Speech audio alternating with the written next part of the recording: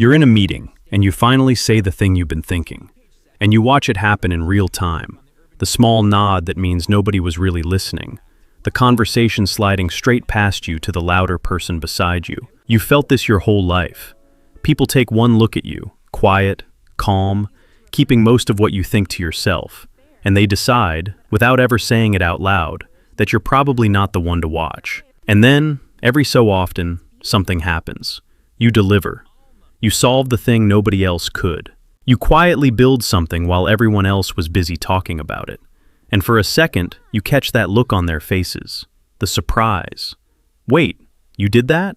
If you've ever lived that exact moment, this video is for you. Because being constantly underestimated is not the disadvantage everyone assumes it is. There's a specific, almost invisible psychology behind why the world overlooks certain people. And once you understand it, you'll realize the people dismissing you have been handing you an advantage they don't even know they're giving away. Let's get into it. First, let's name what this actually feels like, because if it's you, you know it in your body. It's being talked over in a meeting, then watching someone repeat your exact idea 10 minutes later and collect the credit for it. It's the teacher, the boss, the relative who already decided what you were capable of before you opened your mouth. That phrase, "I didn't expect that from you," feels like a compliment but lands like an insult. You're not loud. You don't sell yourself. You don't walk into a room and announce your worth. So people assume the worth isn't there. And after enough years of being looked past, a dangerous thought starts to creep in. Maybe they can see something you can't. Hold that thought, because in a minute I'm going to show you exactly why they're wrong, and why the very thing they hold against you is your sharpest edge. So why does this even happen?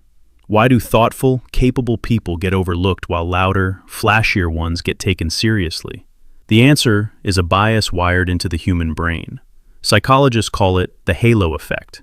We assume that people who look confident, speak fast, and take up space must also be competent. Confidence gets read as ability, even when there's nothing behind it. There's even research on something called the Babel effect, the finding that the person who simply talks the most in a group is the one others assume is the leader, regardless of whether what they're actually saying is any good. Read that again. Not the smartest, not the most correct, the one who talks the most. So, if you're someone who thinks before speaking, who stays quiet until you actually have something worth saying, the world's lazy shortcut misreads your restraint as having nothing to offer. It was never a measurement of your ability. It's a glitch in how humans judge each other, and you happen to be standing in its blind spot. But here's where the entire thing flips in your favor. Being underestimated is quietly one of the most powerful advantages a person can have. Think about what low expectations actually hand you. When nobody expects much, nobody watches you closely, nobody feels threatened by you, and nobody guards against you. You get to move quietly, learn in peace, and build real skill while the people everyone's watching are stuck performing. And then there's the element of surprise. The loud ones have to keep proving they're as good as they look. You get to do the opposite, look ordinary, and then stun the room. There's a name for this kind of person, the dark horse, the one nobody bet on, who wins precisely because nobody bet on them. Your whole life, people have been underestimating your ceiling. That was never them beating you. That was them lowering their guard. But I won't pretend it doesn't cost you something, because it does. Being underestimated for years leaves a mark. When enough people look past you, you can start to shrink to fit their view of you, speaking up less, reaching for less, quietly deciding it's safer not to try for the thing in case they turn out to be right. You might feel like an imposter even in the moments you succeed, bracing for someone to realize you don't belong. That ache is real, but understand where it actually came from. It was never the truth about your limits.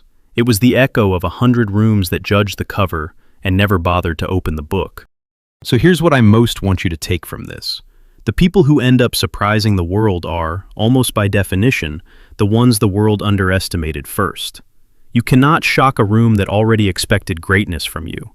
Every quiet achiever, every late bloomer, every person who got written off and then rewrote the ending, they all started exactly where you are right now. Overlooked, doubted, counted out. The underestimation was never a prophecy. It was a starting line. The doubt you saw in other people's eyes was never a mirror of your potential. It was only ever the size of their imagination, and their imagination was never your limit. So if this is you, 3 things to walk away with. First, stop asking for permission to be taken seriously. The people who overlook you were never going to hand you the belief you're waiting for. You take it by acting, not by convincing them. Second, let the work talk. You don't have to win the room with words when you can let what you quietly build say the thing you were too dignified to shout. And third, use the surprise. Being underestimated is a disguise, not a sentence, and the quietest person in the room is very often the one nobody saw coming. So I want to hear it. Have you ever been underestimated and then proved them completely wrong? Tell me that moment in the comments. I read them. And I think you'll be surprised how many people have been quietly counted out in the exact same way. And if there's someone in your life the world keeps overlooking, send this to them. They might need to hear that the doubt was never the truth. Subscribe if you want to keep seeing yourself and the people around you more clearly. I'll see you in the next one.